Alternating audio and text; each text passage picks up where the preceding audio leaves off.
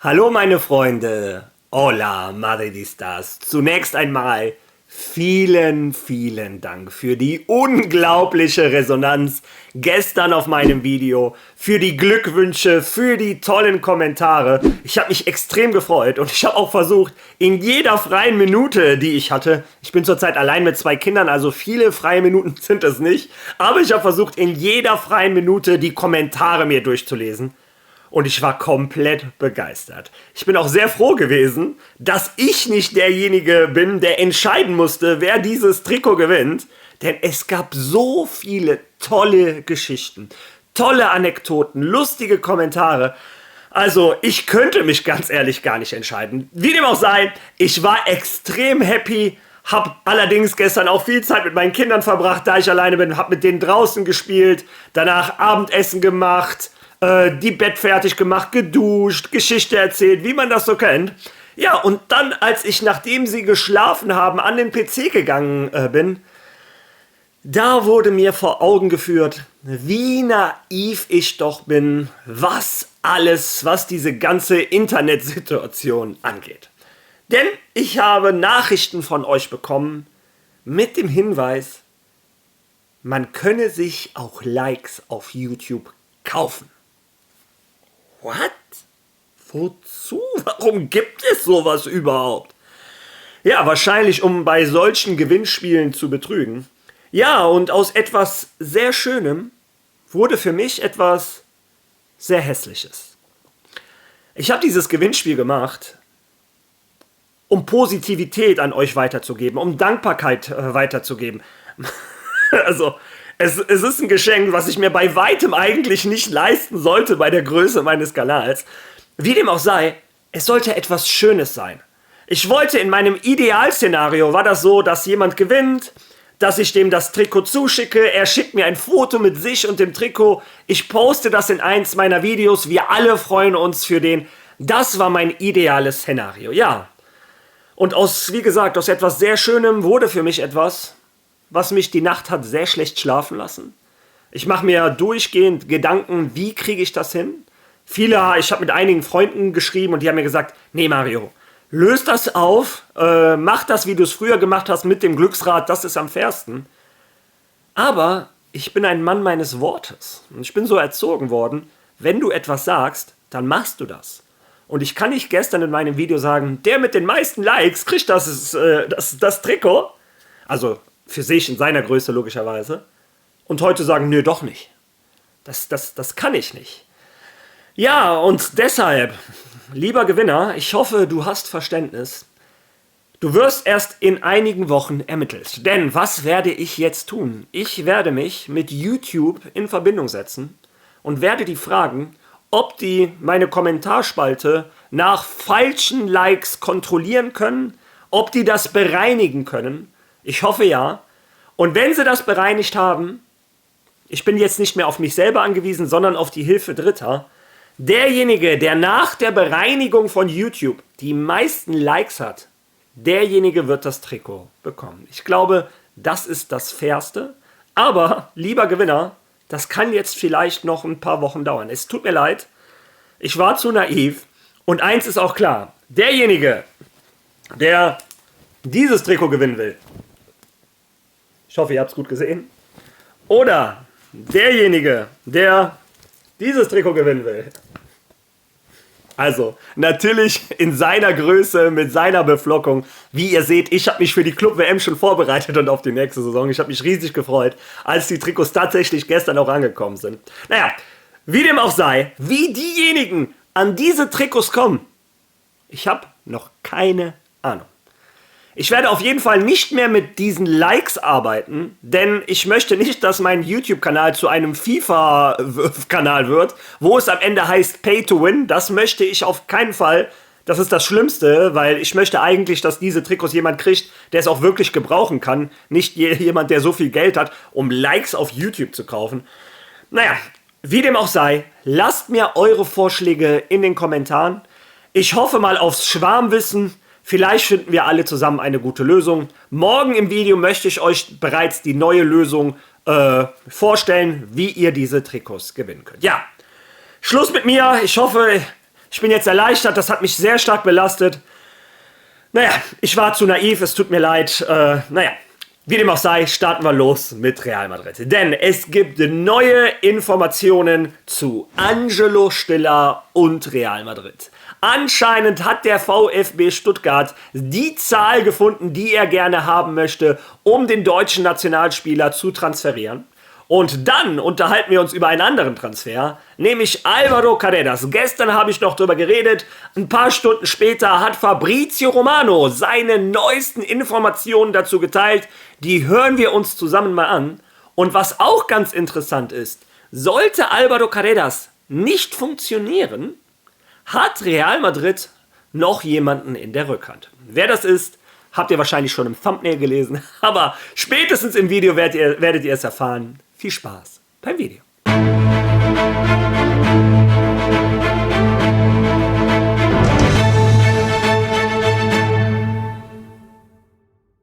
Ja, nachdem Real Madrid bereits die Transfers von Xabi Alonso, Dean Huijsen und Trent Alexander-Arnold bekannt gegeben hat, offiziell gemacht hat, hört Madrid nicht auf. Real Madrid möchte die Mannschaft vor der Club-WM noch weiter verstärken. Alle gingen bisher davon aus, dass diese Verstärkung Álvaro Carreras von Benfica Lissabon für die linke Verteidigerposition wird. Aber der Transfer ist ein bisschen ins Stocken geraten. Es gibt verschiedene Informationen. Wie gesagt, wir hören uns auch gleich an, was ein Fabrizio Romano zu diesem Transfer zu sagen hat. Allerdings sagt Real Madrid, naja, wenn es der nicht wird, dann verstärken wir uns halt anders. Und der Name, der wieder sehr aktuell ist im Vorstand, in den Kabinen von Real Madrid, ist der vom deutschen Nationalspieler Angelo Stiller. Und zunächst einmal ein Punkt, den ich klarstellen möchte. Erstens, ich gebe euch nur die Informationen weiter. Ich arbeite leider nicht im Vorstand von Real Madrid und ich kann nicht entscheiden, an wen wir dran sind oder nicht. Ich versuche euch nur die Informationen aus Spanien, rund aus der Welt, an euch weiterzuleiten. Und zum anderen, immer wenn ich darüber rede, dass ein Angelo Stiller nach Real Madrid kommen könnte, gibt es automatisch 30 Kommentare, die schreiben, dann muss Arda Güler Real Madrid verlassen. Und ich frage mich immer, was? Was hat das denn damit zu tun? Man kann ja auch nicht sagen, wenn ein Álvaro Carreras kommt, dass ein Vinicius den Verein verlassen muss. Das sind ja zwei komplett unterschiedliche Positionen. Und nur weil ein Angelo Stiller und ein Arda Güler beide im Mittelfeld spielen, heißt das noch lange nicht, dass der eine dem anderen die Position wegnimmt. Ein Angelo Stiller ist ein Aufbauspieler, ist ein Sechser, ist einer, der sich während des Angriffs zwischen die Innenverteidiger fallen lässt, um einen sicheren Spielaufbau von Real Madrid zu garantieren.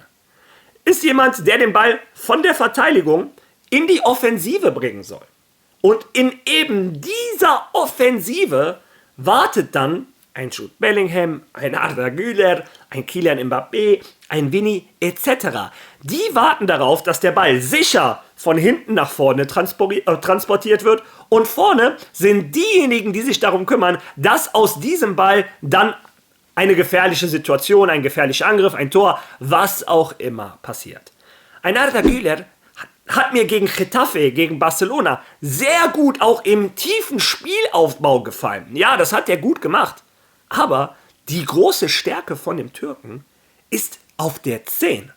Er ist ein klassischer Zehner. Von mir aus kann er halb rechts spielen, aber er ist ein Mann fürs letzte Drittel. Seine Schusskraft, seine Flanken, seine Pässe, all das darfst du einem Real Madrid, das darfst du einem Arda Güler ja nicht wegnehmen.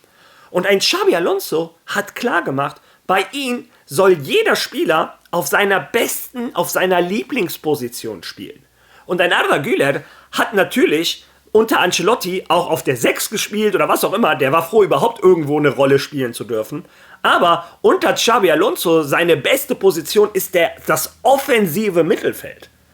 Wie gesagt, also für diejenigen, die direkt wieder beim Angelo Stiller Namen eine Schnappatmung bekommen, meiner Meinung nach hat ein Angelo Stiller nichts zu tun mit einem Arda Güler, mit einem Bellingham etc., mit dem offensiven Bereich. Ein Angelo Stiller, dann dürften sich höchstens Leute beschweren wie ich, die absolute Eduardo Camavinga-Fans sind, denn da ist die Rolle, wo ich einen Camavinga am ehesten nächste Saison bei Real Madrid sehen könnte. Ja, wie dem auch sei, das wollte ich nur einmal geklärt haben. Kümmern wir uns jetzt um die neuen Informationen zu Angelo Stiller. Und Elas hat dazu einen Artikel geschrieben. Lesen wir uns den zusammen einmal durch.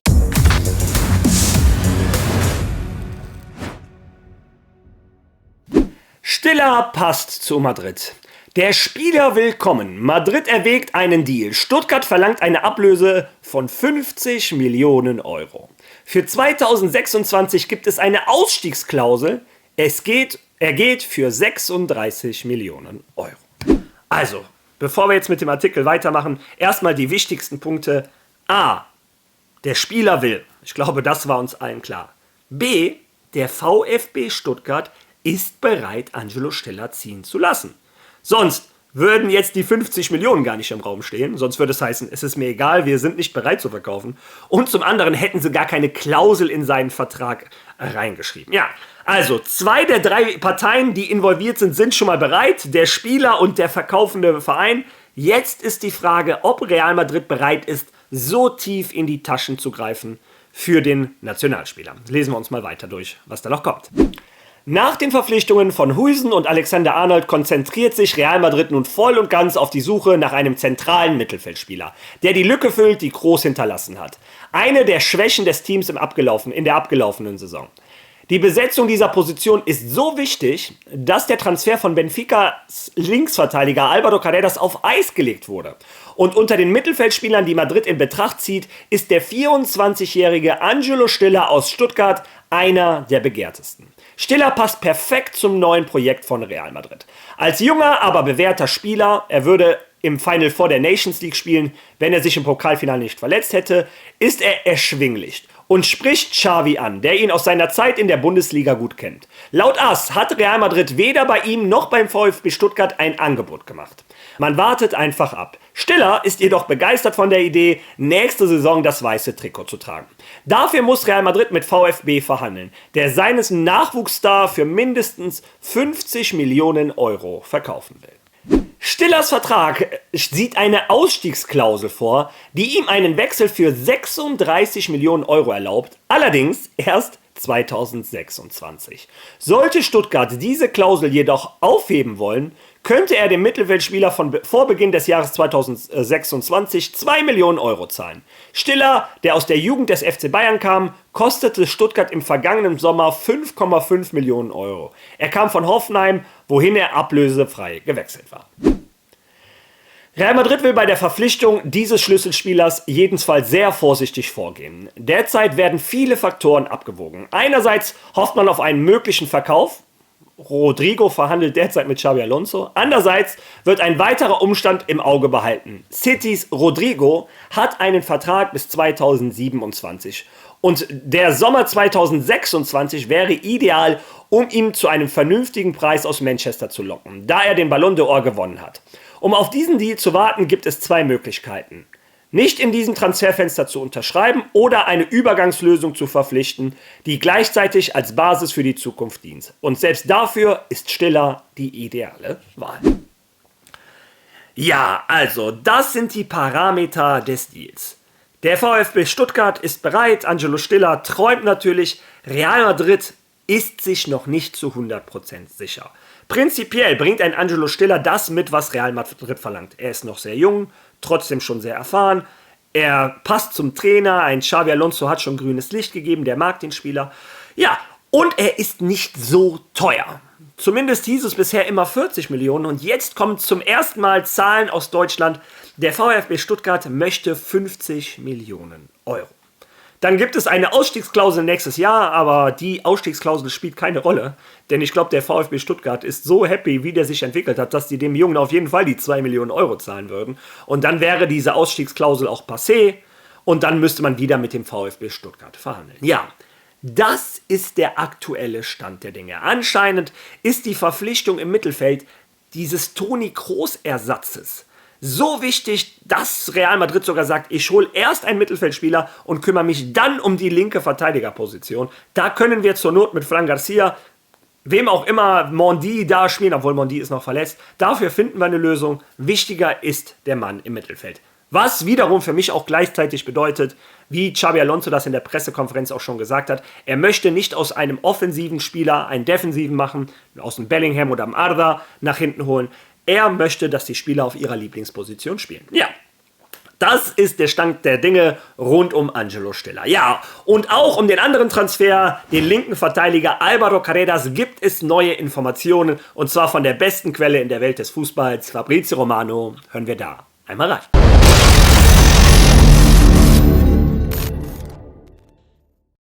Also wahrscheinlich sind die beiden derzeit aktivsten Vereine Liverpool und Real Madrid, die bereits 2 Spieler verpflichtet haben, Alexander-Arnold und dann Huijsen. Ist Carreras also der nächste? Wird er der nächste Neuzugang von Real Madrid sein? Schau, zu diesem Deal möchte ich klarstellen, dass der Spieler auf Real Madrid wartet. Also Álvaro Carreras möchte zu Real Madrid gehen. Er hat sich mit Real Madrid auf die Vertragsbedingungen geeinigt. Er wartet geduldig. Letzte Woche haben viele Leute gesagt, dass er vielleicht noch vor Trent bekannt gegeben wird. Das war jedoch nie der Fall, weil Real Madrid erst eine Einigung mit Benfica erzielen musste. Sie haben eine sehr gute Beziehung, also sprechen die Vereine direkt miteinander. Real Madrid hat in diesem Moment die Ausstiegsklausel noch nicht bezahlt. Deshalb müssen wir geduldig sein und abwarten, wann und wie sie eine Einigung erzielen können. Gute Nachrichten für Real Madrid heute sind, dass Benfica den Deal mit der Roma für den Linksverteidiger Samuel Dalle abgeschlossen hat, der bereits im Verein war, aber nun für 9 Millionen Euro plus eine wichtige Weiterverkaufsklausel für die Roma fest verpflichtet wurde. Sie setzen also jetzt auch auf ihren Linksverteidiger. Aber jetzt werden Real Madrid und Benfica wieder in Kontakt treten, um diesen Deal abzuschließen. Aber es ist wirklich wichtig zu sagen, dass Álvaro Carreras auf Real Madrid wartet und zu Real Madrid wechseln möchte. Er hat Benfica über seinen Wunsch informiert, Spieler von Real Madrid zu werden. Also warten wir auf die nächsten Schritte, aber ich wäre auch bei diesem Deal ziemlich optimistisch.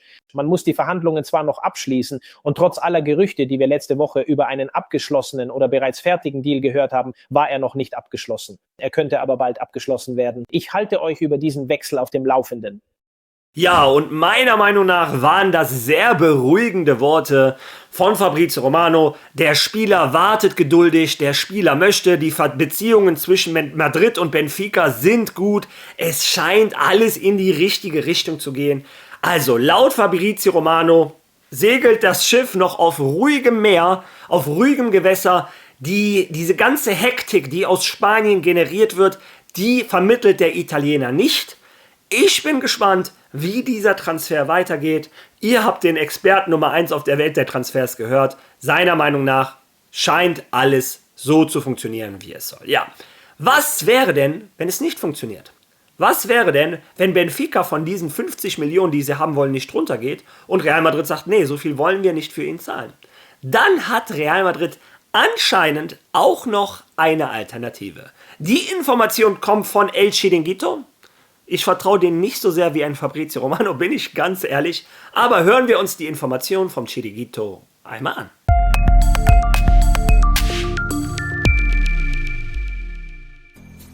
Genau so ist es, Josep. Auf der Liste der linken Außenverteidiger steht, wie du berichtet hast, Carreras an erster Stelle. Falls es mit dem Spanier kompliziert werden sollte, zieht Real Madrid noch weitere Namen in Betracht. Auch Grimaldo, den wir vor ein paar Tagen hier hatten. Und heute wurde mir gesagt, dass es noch einen weiteren Namen gibt. Milos Kerkez. Das habe ich gesagt. Linker Außenverteidiger von Bournemouth. Ungar, 21 Jahre alt. Sein Marktwert bei Transfermarkt liegt bei 45 Millionen Euro. Er ist einer der Außenverteidiger, die Real Madrid sehr gefallen. Es stimmt, dass auch Liverpool an ihm interessiert ist. Er befindet sich in Verhandlungen mit seinem Berater. Es scheint, dass der englische Club im Rennen um eine Verpflichtung schon diesen Sommer die Führung übernommen hat. Aber er ist einer der Namen, die auf der Liste von Real Madrid stehen, um die linke Abwehrseite zu verstärken. Milos Kerkez, der linke Verteidiger von Bournemouth. Ich glaube, die Chemiekarte zwischen ihm und Huijsen wäre, glaube ich, schon mal ganz okay. Ich glaube, die haben in dieser Saison eine Menge Spiele gemacht. Und wie ich schon mal in einem meiner Videos gesagt habe, ich weiß nicht, wie gut Kerkez ist. Ich habe sein Highlight-Video gesehen, das war natürlich stark, aber ich glaube, von jedem wäre ein Highlight-Video stark. Wie gut er wirklich ist, kann ich nicht beurteilen. Und ehrlich gesagt hat ein Fabrizio Romano die letzten Wochen immer klargestellt, Kerkez ist in Verhandlungen mit Liverpool und die sollen sich schon sehr einig sein. Also, das, was El Chiringuito gesagt hat, ist anscheinend eine Alternative. Es kann natürlich immer passieren, wenn beim Berater von Kettkesh auf einmal ein Florentino Perez anruft, dass er sagt, Stopp Liverpool, Real Madrid hat angerufen, wir müssen erstmal gucken, was da los ist. Aber meiner Meinung nach könnte das natürlich auch ein Schachzug sein von Real Madrid, dass die sagen, dass die Benfica Lissabon zeigen, wenn ihr nicht runtergeht, es gibt auch noch andere Alternativen auf dem Markt. Also das könnte es natürlich auch sein. Aber mein Vertrauen bleibt zunächst einmal bei Fabrizio Romano. Ich bleibe bei der gleichen Meinung, die ich gestern hatte. Ich glaube, Álvaro Carreras wird der neue linke Verteidiger von Real Madrid. Ja, Leute, vielen Dank, dass ihr bis zum Schluss dran geblieben seid. Drängt dran, weiter zu liken, kommentieren, followen. Die Jagd zu den 10.000 ist im vollen Gange. Danke für die ganzen neuen Follower gestern. Wie gesagt, der absolute Wahnsinn. Und lasst in den Kommentaren eure Meinung, wie ich am fairsten die nächsten 2 Trikots verlosen soll. Boah, denn ich möchte diese Last, endlich vom Herzen haben. Ich wollte etwas sehr, sehr Schönes machen und ja, zurzeit geht es mir damit nicht so gut. Ja, wie dem auch sei, wir sehen uns morgen bei meinem nächsten Video wieder. Bis dahin. À la Madrid!